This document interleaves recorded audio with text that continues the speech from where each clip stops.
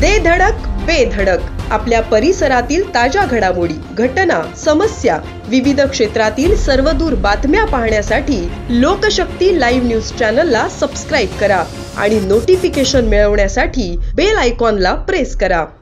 ज्या मतदारसंघात कुठलीही लाट प्रवाह चालत नाही असा मतदारसंघ म्हणून रायगड लोकसभा मतदारसंघ ओळखला जातो। कायमच हा मतदारसंघ प्रवाहाच्या विरोधात ठामपणे उभा राहिल्याचे चित्र आहे। हाच कल यंदाही कायम राहणार का याची उत्सुकता आहे। 2014 मध्ये देशभरात मोदी लाट होती। या निवडणुकीत रायगडमधून शिवसेनेचे अनंत गीते अवघ्या 2000 मताधिक्याने निवडून आले। सुनील तटकरे नावाचे अन्य 2 उमेदवार निवडणूक रिंगणात नसते तर गीते यांचा पराभव निश्चित होता। 2019च्या निवडणुकीत देशात पुन्हा एकदा नरेंद्र मोदी यांचा प्रभाव दिसून आला। देशात भाजपला भरभरून मतदान झाले, पण रायगडमधून भाजपच्या पाठिंब्यावर उभे असलेल्या शिवसेनेच्या अनंत गीते यांचा पराभव झाला। यावरून प्रवाहाच्या विरोधात मतदान करण्याची रायगडकरांची वृत्ती दिसून येते।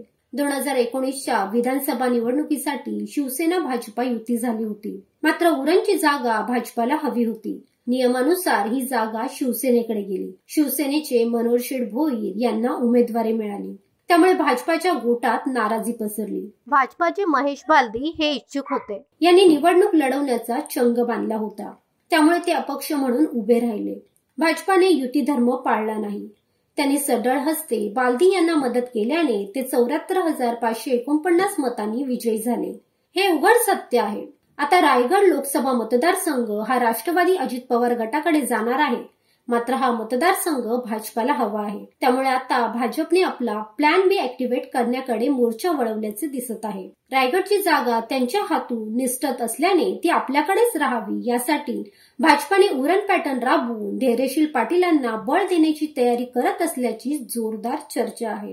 रायगड लोकसभेची जागा आम्हाला मिळावी यासाठी शेवटपर्यंत प्रयत्न करणार आहोत, असे भाजप रायगड लोकसभा मतदारसंघ अध्यक्ष सतीश धारप यांनी म्हटले आहे।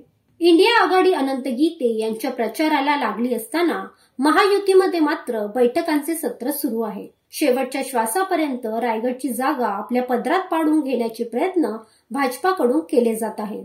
भाजपाने राजकीय डावपेचाचा भाग म्हणून माजी आमदार धैर्यशील पाटील यांच्या हाती कमळ दिले।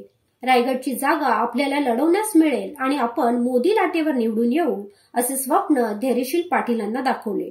यासाठी त्यांनी तयारी देखील केली होती, मात्र तटकरेंनी या जागेवरचा दावा न सोडल्याने भाजपाची चांगलीच अडचण झाली आहे। भाजपाच्या प्लॅन बी नुसार रायगड लोकसभेसाठी उरण पॅटर्न राबवण्याच्या हालचाली सुरू असल्याचे बोलले जात आहे। त्यानुसार धैर्यशील पाटील यांना अपक्ष उभे करून त्यांना छुपा पाठिंबा द्यायचा असे गणित आखले जात असल्याचे बोलले जात आहे।